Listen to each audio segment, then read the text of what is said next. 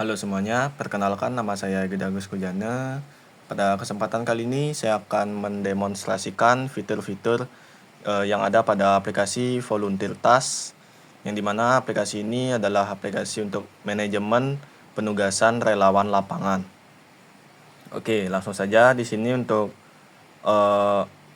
aplikasinya. Halaman pertama ketika user pertama kali menginstal aplikasi ini, yaitu user akan diarahkan ke halaman onboarding seperti ini. Kemudian klik lanjutkan, lanjutkan lagi, lanjutkan, dan klik tombol mulai. Nah, ketika sudah klik tombol mulai, maka akan diarahkan ke login screen, dan di sini user bisa masuk dengan menggunakan email dan password atau langsung menggunakan Google seperti itu. Saya akan mencontohkan dengan akun Google. Kemudian di sini pilih akun yang akan digunakan dan tunggu prosesnya. Nah, di sini user disuruh untuk mengizinkan notifikasi pada aplikasi ini dan klik izinkan. Kemudian ini merupakan halaman utama pada aplikasi atau dashboard utama pada aplikasi Volunteer Task. Di sini terlihat paling atas itu untuk menyapa user, kemudian ada summary item, di sini ada total berapa tugas yang ada, kemudian yang aktif berapa dan yang selesai berapa, seperti itu. Kemudian di sini ada seperti motivation card untuk menambah motivasi relawannya. Kemudian di bawahnya ada menu-menu utama pada aplikasi ini, dan di bawahnya lagi ada bagian tugas aktif.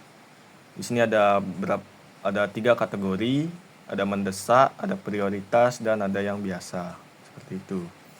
Oke, untuk yang pertama di sini saya akan mendemonstrasikan untuk fitur tugasnya. Nah, di sini ada semua daftar tugas yang tersedia sekarang di aplikasi Volunteer Task ini. Oke, di sini saya contohkan misalnya satu untuk yang contoh tugas bantuan pakaian. Nah, di sini bisa terlihat untuk informasi dari detail tugas ini. Di sini ada dengan judul bantuan pakaian, kemudian lokasinya di Kabupaten Kelungkung, Bali. Kemudian ada status yaitu aktif, dan juga urgensinya prioritas, seperti itu. Nah, kemudian di sini untuk deskripsi tugas yaitu bantuan berupa baju dan celana layak pakai. Kemudian jika user ingin menyelesaikan tugas ini atau misalnya relawannya sudah membantu suruhan dari tugas ini, maka nanti relawannya perlu men-scan QR tugas untuk menyelesaikan tugas yang ada pada aplikasi ini. Pertama, kita screenshot dulu untuk QR code-nya, kemudian saya akan scan lagi. Nah, kemudian relawan bisa mengklik button scan QR tugas, dan di sini disuruh untuk mengizinkan mengambil gambar dan rekam video, seperti itu. Kemudian klik izinkan. Nah, kemudian di sini kita akan arahkan ke QR code dari tugas yang terkait. Nah, ada alert info, QR valid, dan tugas dapat diselesaikan. Kemudian relawan bisa mengklik button selesaikan tugas, dan diklik, dan ada alert berhasil, seperti itu. Kemudian fitur yang kedua yaitu ada fitur tambah, yaitu tambah tugas. Nah, di sini biasanya yang memakai fitur ini yaitu misalnya koordinator lapangan, seperti itu. Misalnya di sini untuk menambah atau menginformasikan kepada relawan asalnya ada tugas baru seperti bantuan logistik misalnya. Kemudian lokasinya bisa tekan button lokasi, kemudian izinkan untuk perizinan lokasi, mengakses lokasi gitu. Kemudian tunggu hingga selesai. Nah, lokasinya sudah berhasil diambil seperti itu. Kemudian di sini user bisa memilih untuk urgensi tugasnya, yaitu ada mendesak, prioritas, dan biasa. Jadi untuk bantuan logistik ini masuk ke prioritas dan tambahkan deskripsi agar tugasnya lebih detail lagi.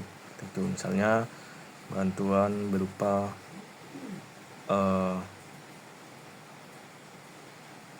beras, telur, minyak, dan air minum misalnya.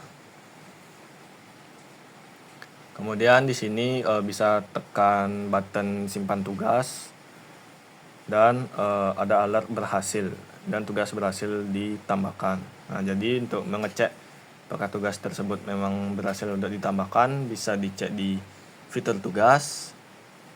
Di sini paling atas yaitu bantuan logistik sudah berhasil ditambahkan, atau bisa juga kita urut kategorikan. Di sini pilih yang prioritas tadi, dan di sini sudah tersedia untuk yang tugas yang tadi ditambahkan berada paling atas, yaitu bantuan logistik seperti ini, dan bisa diselesaikan lagi oleh relawan yang bertugas seperti itu. Nah, kemudian fitur yang terakhir yaitu ada panduan. Di sini relawan bisa, sebelum menjadi seorang relawan, di sini relawan itu harus membaca dulu persyaratan dan juga etika, kemudian ada tips, ada keselamatan, dan juga darurat dari seorang relawan itu sendiri. Jika sudah memahaminya, bisa langsung mendaftar sebagai relawan seperti itu. Kemudian di sini untuk tugas-tugas yang aktif, di sini seperti yang saya katakan tadi ada 3 kategori, yaitu yang pertama ada mendesak, ada prioritas, dan ada yang biasa.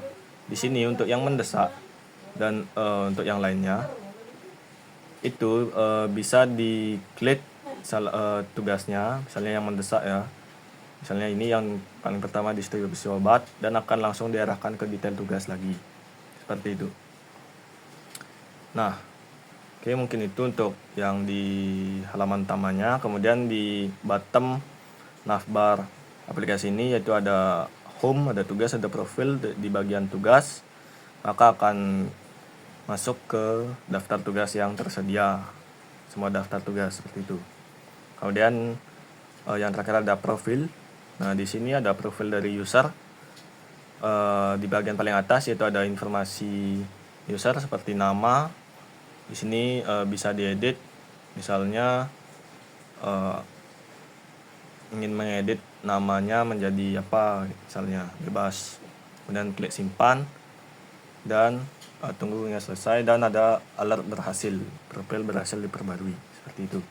Kemudian ada data diri user seperti email, ada lokasi ini diakses secara otomatis oleh sistem ketika akses lokasi diberikan atau diizinkan seperti itu.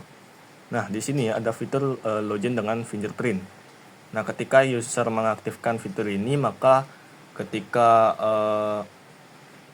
aplikasi dibuka kembali, di close kemudian dibuka kembali, maka user tidak perlu lagi login dengan mengklik button login dengan Google seperti itu. Cukup dengan fingerprint untuk keamanan juga seperti itu. Di sini verifikasi sidik jari dulu. Kemudian jika sudah, nah di sini saya akan contohkan dengan meng-close aplikasi ini. Kemudian akan saya buka kembali.